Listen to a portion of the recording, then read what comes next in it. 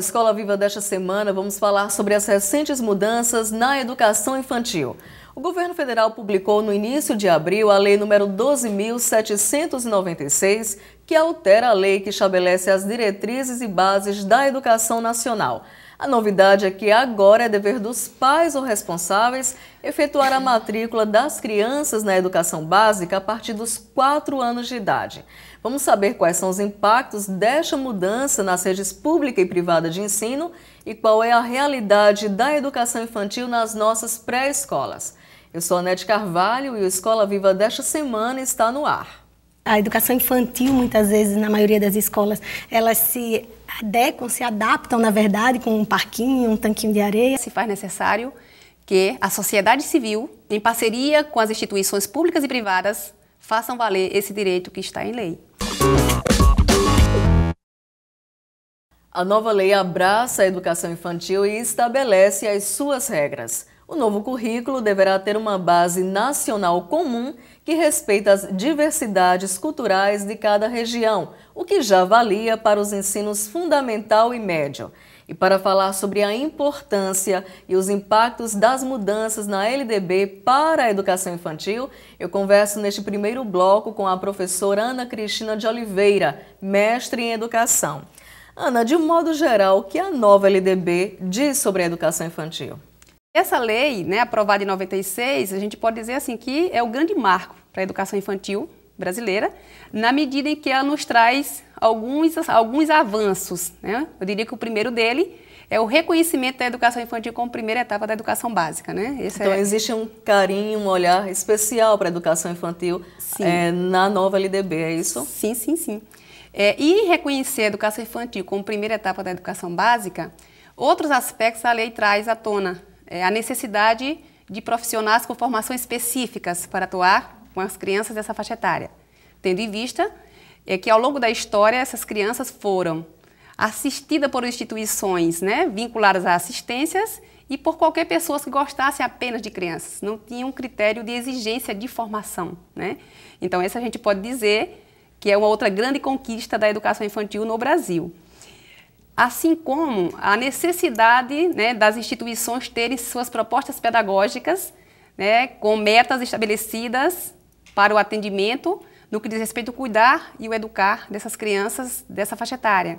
A gente pontuar isso como um outro ganho. O MEC pretende investir mais nessa área do ensino? A gente pode pontuar como o primeiro grande investimento nesse sentido a aprovação do Fundeb.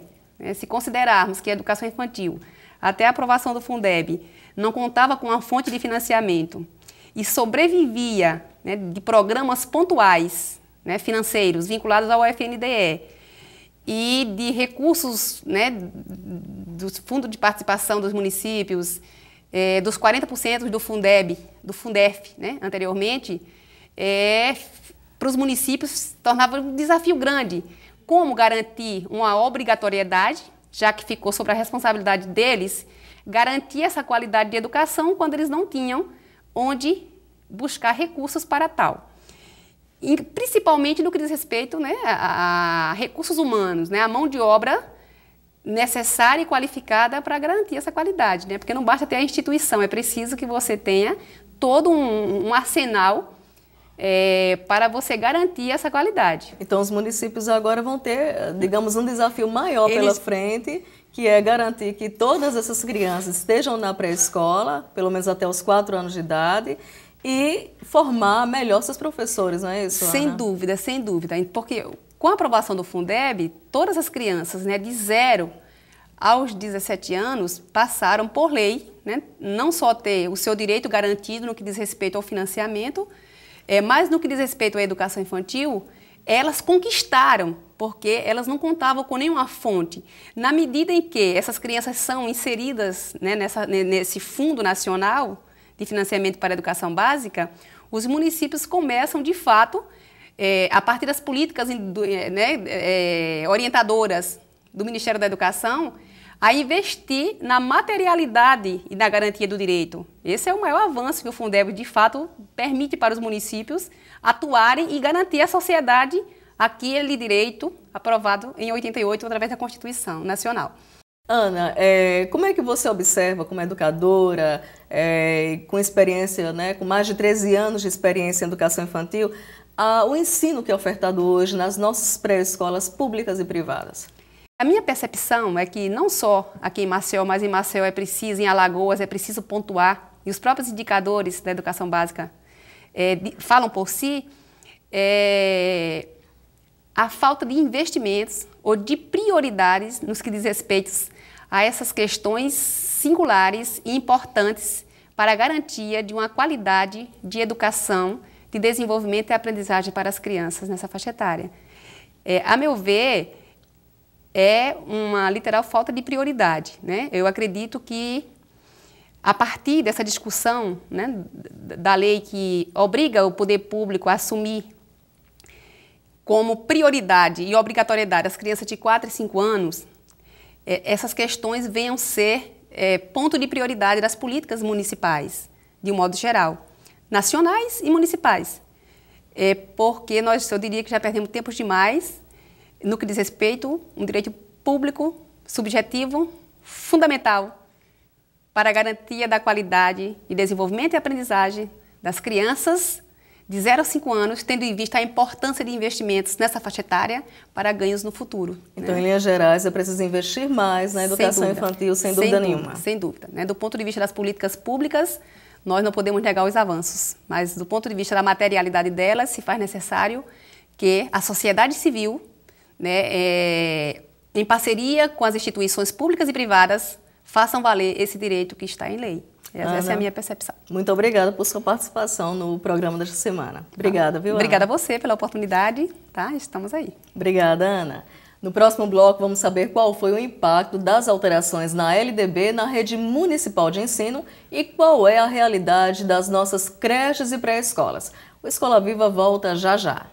A gente precisa ajustar as nossas práticas ao que determina as nossas legislações nacionais.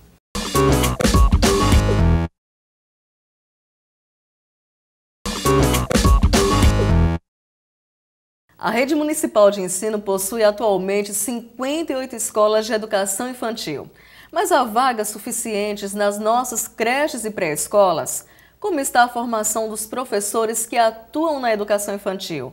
E quais são os projetos da Secretaria Municipal de Educação para cumprir as novas determinações da LDB? Quem responde é Angelina Melo de Araújo, diretora do Departamento de Educação Infantil da CEMED. Angelina, qual é a realidade da educação infantil na rede municipal de ensino? Nossa realidade hoje é um atendimento a aproximadamente 10% do nosso alunado de 0 a 5 anos, recenseados em 2010, nessas 58 escolas. E há proposta de ampliação de vagas, contratação de novos professores, já que essa nova lei, a nova LDB, essa alteração na lei, determina que os pais devem matricular seus filhos até os 4 anos de idade na pré-escola, Angelina? Hoje já existe uma ampliação de vagas em 20 centros que serão entregues agora em 2013 para o atendimento de 4.200 crianças. Para 2014, nós já temos 40 centros em fase de licitação que deverão atender mais 8.400 crianças. E como é que esses centros vão funcionar? Como é que vai ser ofertado o ensino? Quais atividades serão desenvolvidas nesses centros? Como é que eles devem funcionar? O centro deverá atender crianças de 0 a 3 anos, creche em período integral ou parcial, e também as crianças de 4 e 5 anos. E nós vamos realizar nossas atividades através do que determina os nossos parâmetros curriculares nacionais. São 20 centros, né, que a CEMED deve inaugurar até 2014. Aliás, esse ano já, são 20 centros. Então, é claro que há necessidade de mais professores. Já há concurso para isso, para contratar esses professores para a educação infantil? As equipes da CEMED já se encontram fazendo o levantamento do que a gente tem de efetivo para providenciar concursos. Essa é uma urgência hoje da CEMED, fazer concursos. Em relação à formação de professores, como é que está isso lá na CEMED, Angelina? Quais são as preocupações do departamento nessa formação?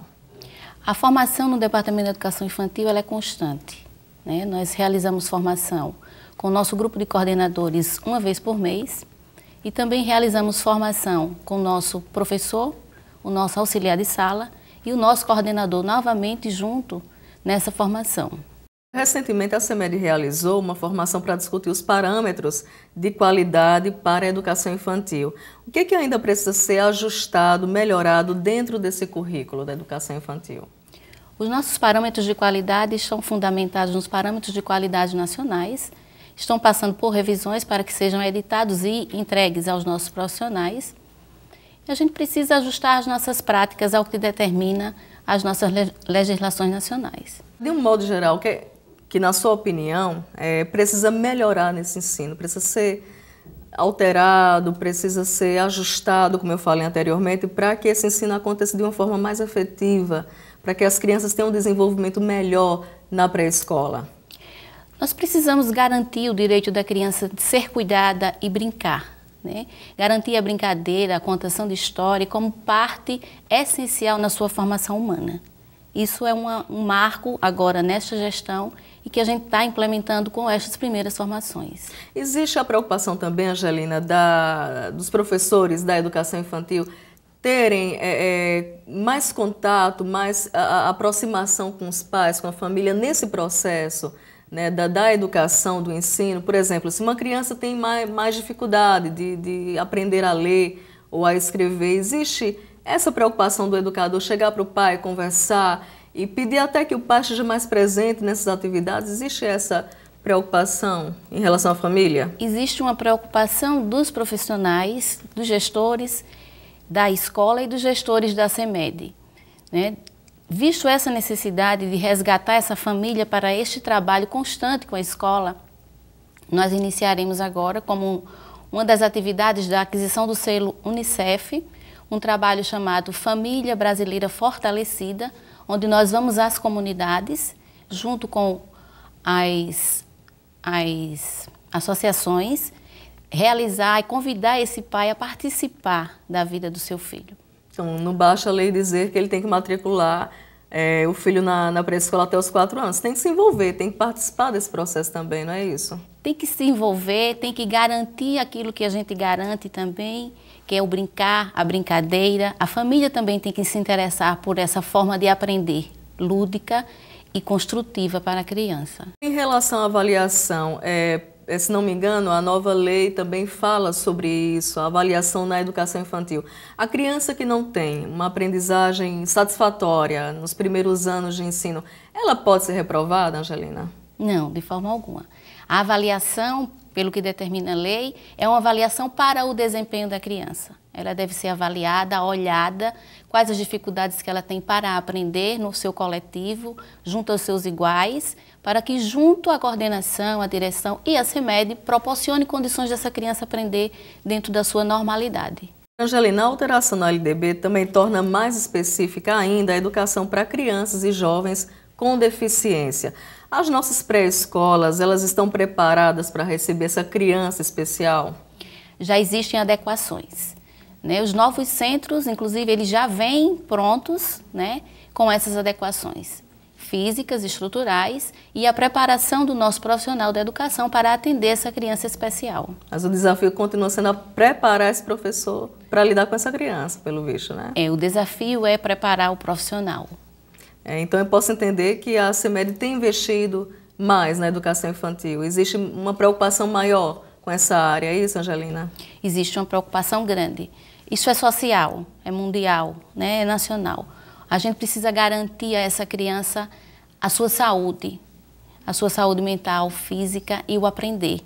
Precisamos garantir a estas crianças o direito de estar na escola para evitar futuros desencontros sociais, né, que a gente está vendo hoje com os nossos adolescentes. Então deve ser uma preocupação dos gestores, dos professores e dos pais também garantir que essa educação infantil aconteça da forma mais plena possível, não é isso? Sim, e essa parceria com a família ela é de fundamental importância. Sozinhos não poderemos avançar. Angelina, muito obrigada por sua participação no Escola Viva desta semana. Obrigada.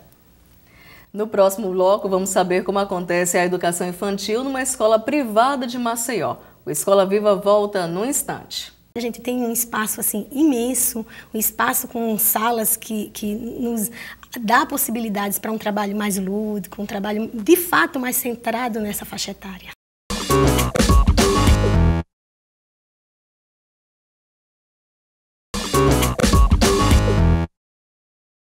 O Colégio Santa Úrsula possui uma unidade própria para a educação infantil.